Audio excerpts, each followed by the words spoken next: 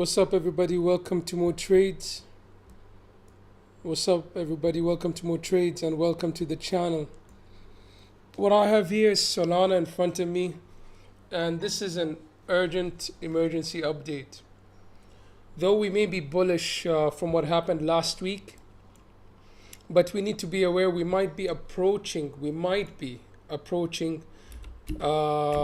close to the end of this run, or the end of it for the time being is over, and we're going to have a significant move down. Now, looking at this, it looks a bit messy. I'm going to get rid of some of these lines so we could have a bit more clarity.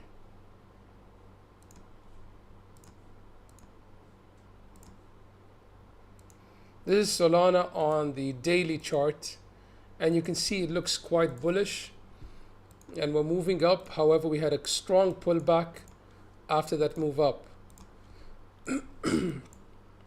Now, usually you would get divergence between a wave 1 and 3 and 2 and 4.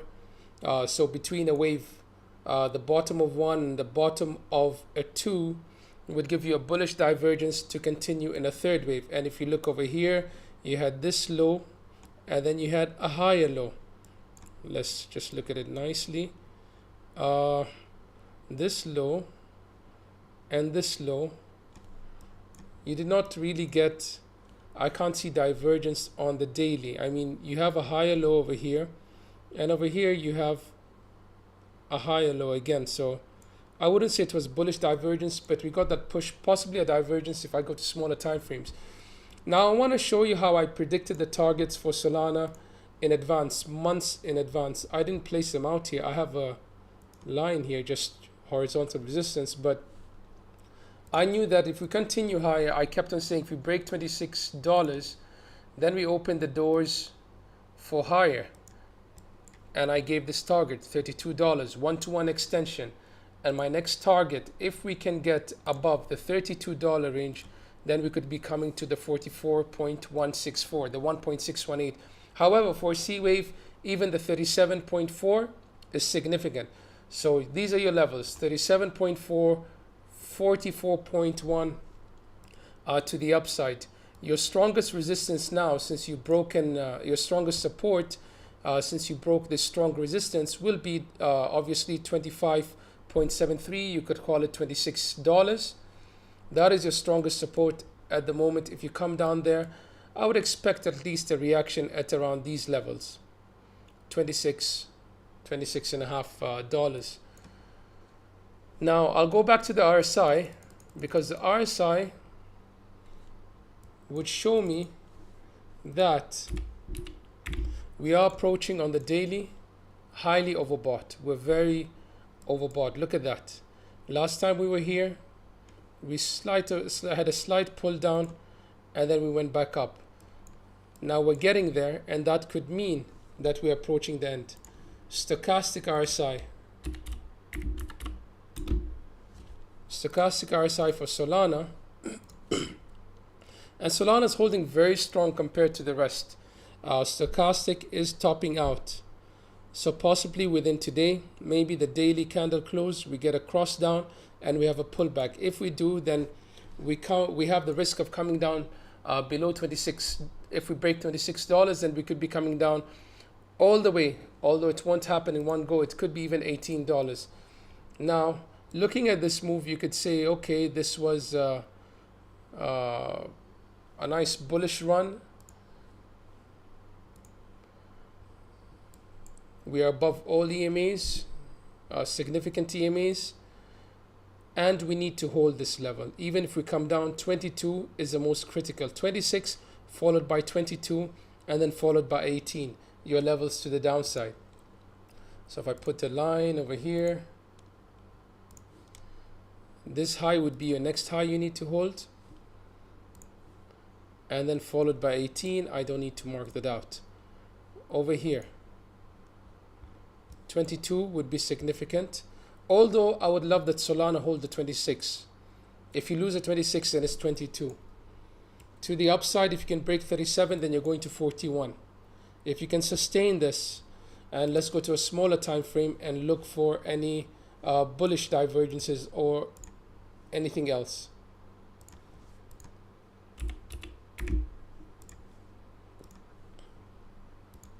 I'll put it on the line chart. At the moment, you had a low and a higher low. Over here, you had a low and a lower low, and that's giving you the slight push up on the 4-hourly. So that would be good if it can continue higher.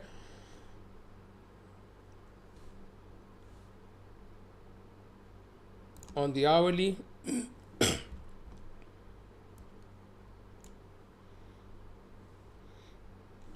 you need to break this high.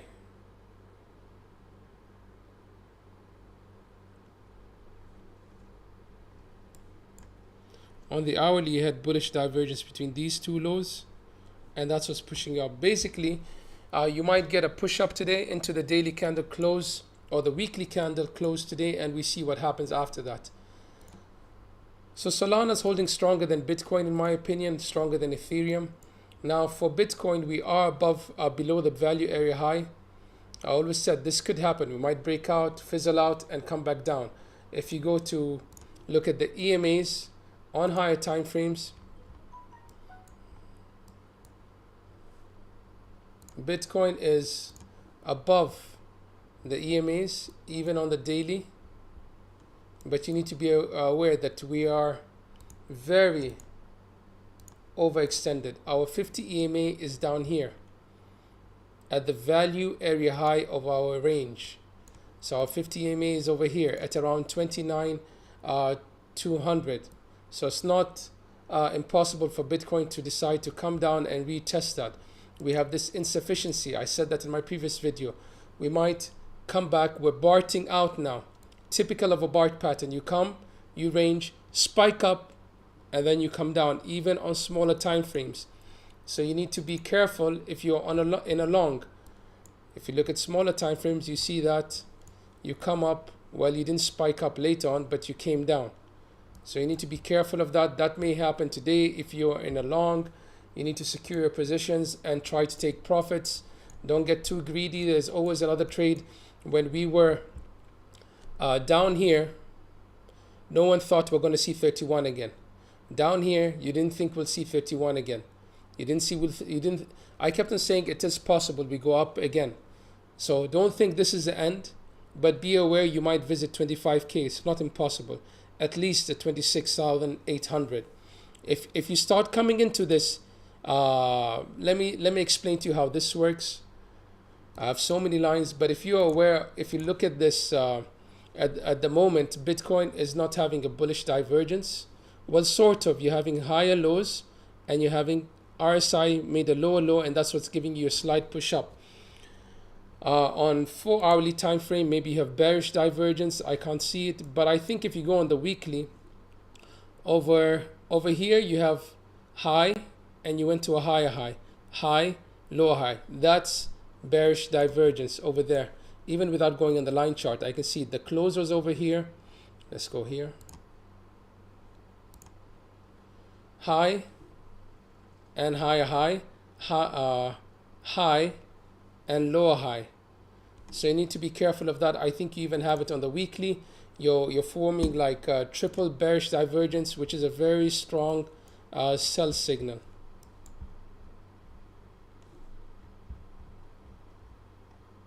Let's see if I can find it over here. Over here you had a higher high on price, lower high on RSI. That is divergence. That may give you a move down, and it might continue down. It's on the weekly time frame. Look at that. On the weekly, you have a big green candle to recover. We won't go there. We might even go down to the VWAP, 26.6. Now, let me explain to you how to trade volume profiles and how do I make my predictions all the time. I tell you, once you are at the value area high, you should be looking for a short. You won't get the short exactly at the value area high. You might get it a bit higher, a bit lower, but you need to know that that's a point. According to your position size, you may be able to trade. Once you get rejected at the value area high, POC is very likely. Now we got the value area high and POC. There.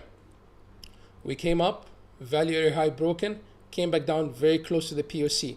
If you start losing this POC, these yellow ones, you're coming to the value area low. This is a May 2022 fixed range volume profile. It's not of this range, it's of May 2022. So I have it here marked out, and we've been playing around it. So far, from the 22nd of June, we've been raging in the value area high and POC. And it seems like we're building a position above the POC, which would entice that we will break to the upside. But be aware, once you lose 29, I would say 800, I'll round it off, you're coming down to 28,800. And if you lose that, I'll be looking at my current range value area high. That means I've lost it, which is at 29.2. Then I'm coming to the POC, 28,022. Then I'm coming to the value area low, 130. That's how I monitor my trades. When I'm in a trade, I'm watching these fixed range volume profile for a reaction. I come here, I don't see if I'm in a short, I come to the POC, I don't see a significant short reaction for a long, and I see we bounced off, maybe made a lower high, or maybe get rejected, then I'm expecting it to come down. So you might come down, bounce up, only to come to the next value area low, but you'll get a small reaction to the value area high. These ranges are tradable. All these ranges are tradable. You could get perfect, nice trades in there. Going back to my Fibonacci channels, that next retest, I told you it could be a 32.3 to 32.6. I'm waiting for that. If that happens, that would be a nice short. Not saying that it has to break down after that, but I mean it will give me more confluence of what's happening in the chart. I don't have any significant EMA that I watch above me, but this candle on the weekly, this is not a bullish candle. This is a reversal candle. Remember on Solana, I'll go back to Solana. Remember on Solana, I was saying on the daily, we were here. I was wrong, but I was saying this isn't bullish. We might get a reversal if we get this candle. Just keep in mind, we're still within this candle, so it's not really a significant move up. We're still in this range. You could draw a range here and say this is my range. This wick over here is a range, 25 to 33. You might see it. You might see a lot of volatility into the candle close tonight. We might visit the highs again, only to come back and close lower. We never know. But this is not bullish. Okay, we sort of got a bullish continuation, but we're still within the range. We haven't moved out. You could see it on smaller time frames. It happens a lot. You get a spike, and then you'll get a follow through here. We had one candle only to break down. Sometimes you can have many candles. You had a move up, spike, a move up. Let's look for a spike so we could see what we're talking about.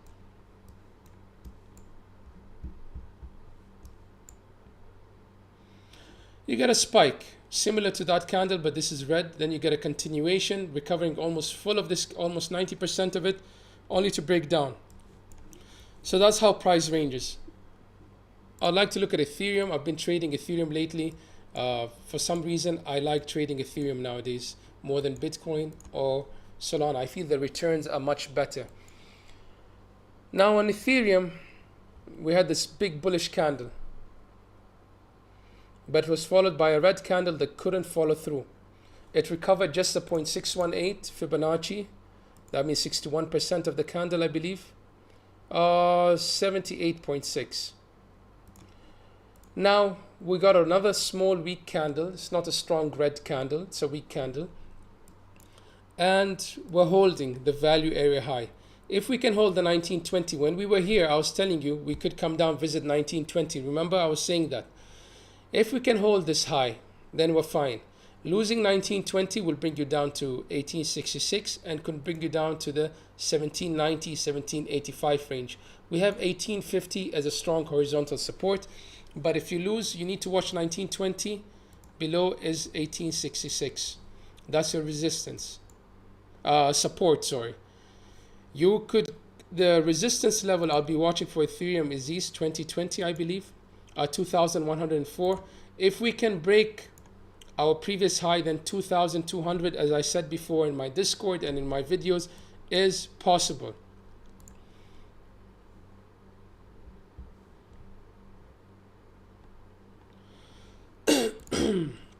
Excuse me.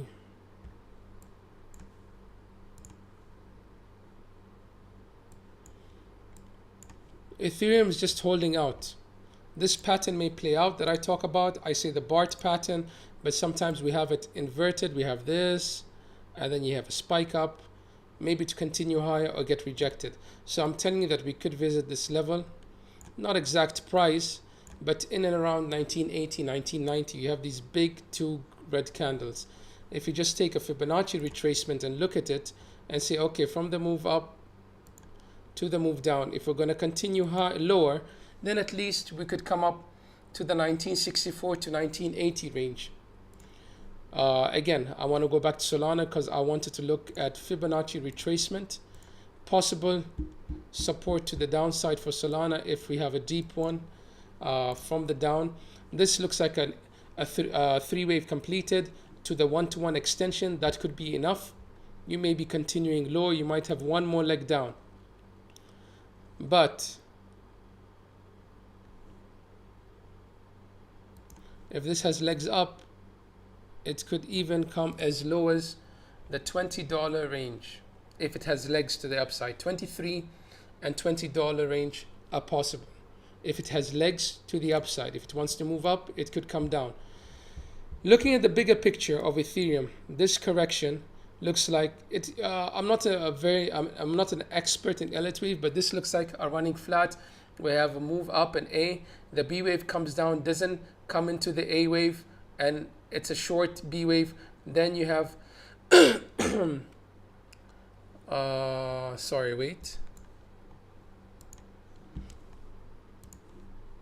So you have this kind of Elliott wave where you have this way, a flat, and then you could have an A, B, and the C wave is short. That is a running flat. And then you could have an A, a big B wave, and a bigger C wave. That's an expanded flat. Now this over here looks like an A. B wave was short also. So maybe it's not an ABC, it could be a WXY, a complex correction. I might be wrong, but it looks like a correction, a move that got to the one-to-one extension. That's a satisfactory move. Then we could continue into the opposite direction. And if we're going to continue in the opposite direction, you have scary targets to think of. I'll show you something. In Elliott wave, there is a theory of alternation, I believe. When you have a sharp wave 2, you'll have a long wave 4, and you have a long wave 2, you'll have a sharp correction in wave 4. Now this over here, I don't believe it's a wave 2, because the wave 1 would have been too long, and the wave 2 retraced very shallow. I don't like that. Now if I go back to the daily, I can see it maybe clearly. I could say, let me remove the indicators. 1 came down. We have a wave 2 that went to the 0.5 fib possibly. We have a 3 over here. So I take a trend-based fib just to confirm my bias. 1 came all the way down here, 2 bounced here, and then our 3 came all the way here to the one-to-one. Thus satisfactory. Then this bounce was a wave 4, and I look at that and I say, okay, this is 1, 2, this is the beginning of 3. 3 came all the way down here, and the wave 4 bounced to the 0.5 fib. Everything is lining up okay. And then I'll say, okay, I want to measure how far will the wave 5 go. Beginning of 1 to the end of 3, the wave 5 should come to the 0.618 or even longer. So the wave 5 essentially broke the 0.618 and we're back there.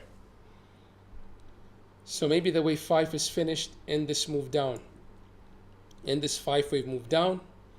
And then you say, okay, we had a 5-wave move down and we're having this running flat. I mean, this move.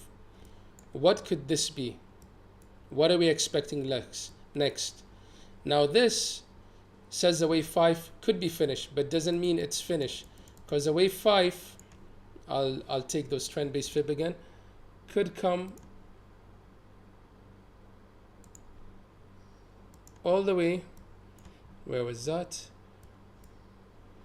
I mean, we've exceeded our targets. Again, I can't go any deeper. We'll go to the negative. But I say wave 5 was finished here, and we're pulling back possibly in a wave. We completed this 5-wave move, so this could be your first wave, and then you're having a second crazy wave to the upside, which I doubt would happen, but anything is possible with time. Predicting time is the hardest. I did a prediction in Solana. You guys watched it a few days ago or a week ago. I mean, our targets for Solana for this correction to end could take us to 134. I don't think so. I think 75 is more realistic. I can't see that happening now. The market doesn't look that strong. And our RSI on the daily, as I said, we're getting to the overbought. But when you look at RSI, you don't want RSI to break down from the $50 range. You want it to come down, maintain the 50 to 70 or 50 to 80 and keep bouncing in here. So that's even possible. RSI comes down and we break down. You could also have an indication of like a sell signal when this happens. You could say your RSI, you draw a trend line in your RSI, and you say once this trend line is broken, then it's an indication we're coming down. Now I want to go back and I want to point out something that I highlighted a few days ago. So bear with me. I will just go back. Yeah, I think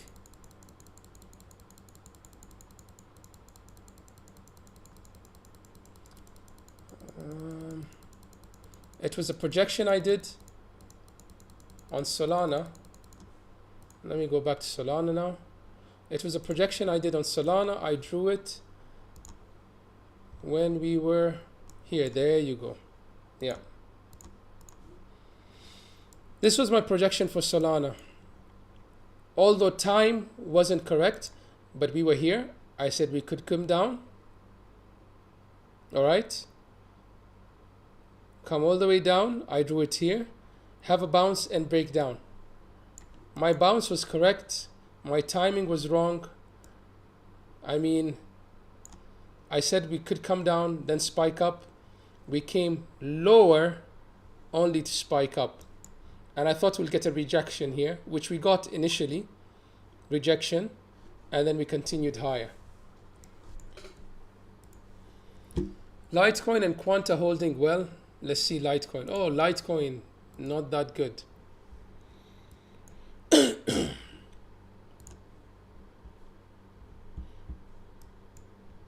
But we're still holding here. Look how we're ranging over here. The $95, it's a significant level. You don't want to lose. You lose 95, you're coming to 85. You lose 85, you're coming down to 73. So as long as you can hold the 95, you have the ability to break the 114, 115 range. You need to hold the 95. How low could this go? If this is a correction, I wouldn't like it. I wouldn't like to see lower than $80. That will be a problem. And if I take fib retracement,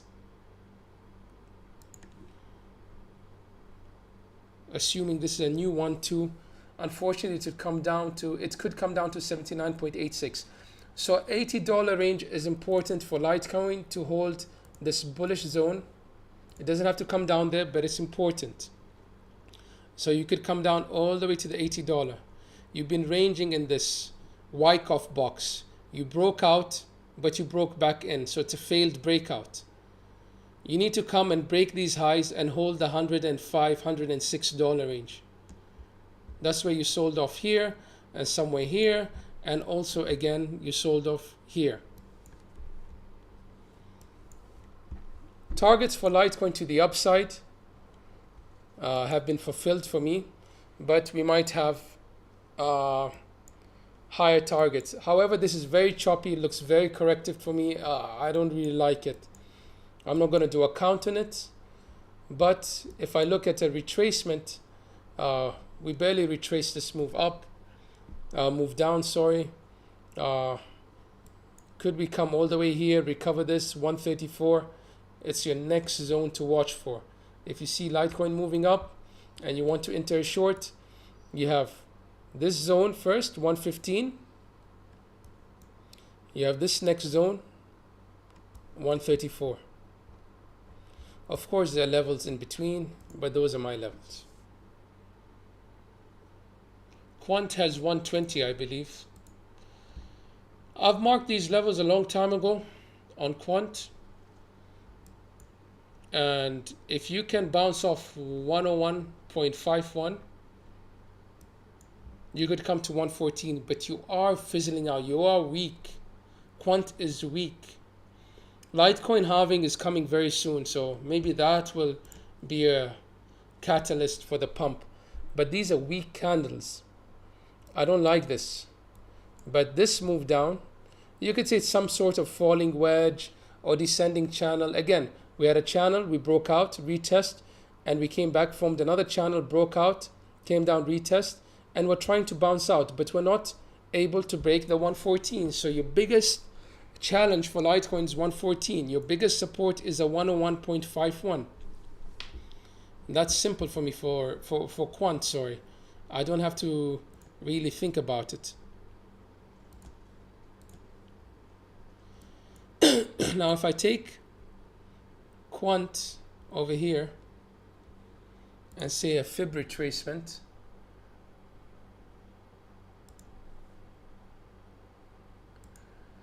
we came as low as after this move up, we came as low as a golden pocket, and that's our golden pocket retracement, which is a good thing. If you can hold it, if you can hold this, then, and even if it's a corrective move to the upside and it will continue lower, if you can hold this and it doesn't fail, your targets could be the 282, starting 210, 282, or even 399. That's what the charts are showing me. If you can hold this, the 101.51, and break the 114, then you could be coming higher to those targets. Things are not looking that good for the market. These are just rallies in a middle of a bear market. I don't know if the bull market has started. I don't believe so. I might be wrong. What do I know? But this is what I see.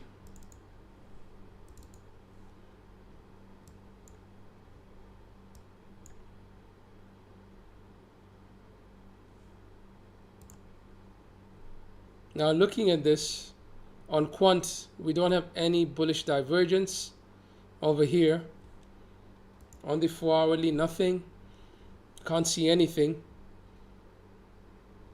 On the 1-hourly, we got this bullish div yesterday, and that gave us a slight move up. I mean today.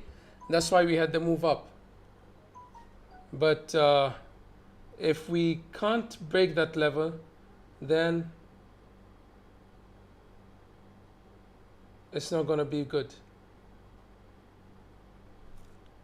All right, I hope you liked the update. If you did, if you're in the watching the stream and you have anything you want me to look at, you could spam it out, you could put it out there, and I'll just do some TA on it. Otherwise, I'll be ending the stream shortly.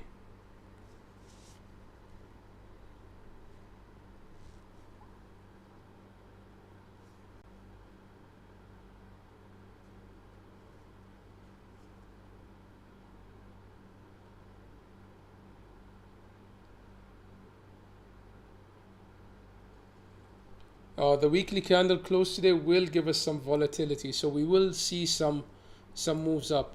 Don't forget, the most important things to look at, in my opinion, is the DXY, the dollar index. The dollar index is the dollar compared to another a basket of some currencies. Part of them, the biggest one, is euro, and then you have the British pound, you have the Swiss franc, and I believe the Japanese yen. You need to be aware that political situations and wars do affect this dollar index, and dollar index affects the market. Now there is some news about rumors about Putin threatening another country, part of NATO, and trying to take it out of to seclude it from Europe. So Putin is working on another thing now. And that may influence the markets when the markets open tomorrow with this bad news. That could affect the euro, in turn could help the dollar, and in turn make the markets dump further. Just be aware. The dollar is very extended to the downside on the Bollinger Band. It has opened and closed outside. So what this tells me that either the dollar will hold the range or the dollar is going to bounce. More likely it's going to bounce. Less likely the dollar is going to dump more, but it could dump more. But the dollar could bounce. If the dollar starts ripping the 101 range, then it's very possible that the markets will dump further after this cool-off period. The markets may get some relief tonight. Like if I go back to Bitcoin, when I say relief, this is what I'm talking about. The markets can have some relief tonight by saying, okay, this is on the 4-hourly. We had a 1 down. This is our 1 down. Let's count it from here. I'll count it from here. This is on the 4-hourly. We had a 1 down, and then this bounce over here was a 2. It went all the way to 0.786, and this is the 3 coming down. So if you want to see it clearer, I'll show you. What I'm saying is, your 1 started here. Your 2 bounced to here. Your 3 came down to the 1.618 and exceeded. Beautiful. Now what I'm expecting from the 4. The 4 can come. This is 1, 2. So my 4 has room to come all the way up to the 0.5 fib. That will be just more than enough. 30,000 Bitcoin. Mark this. Bitcoin 30,758 and Bitcoin 30,550. We're already above the 0.236 fib, so these are my next targets. If I can get in this zone, then I would expect I would expect 4 to finish. And if you don't know what Elliott wave means, it means 4 is done and you're coming for 5. So 1 all the way to 3, and I'll give it the benefit of the doubt. The 4 will bounce all the way to 30,760. It depends how high it bounces. It will give me a target for 5. The 5 can come down to this zone. I'll mark it green as support, a buy zone. And if the 5 doesn't bounce over there, then you're coming down exactly to the value area low, where you have the 1-to-1 extension and the value area low. Wave 5s can even go deeper to the 1.618 at 27.5.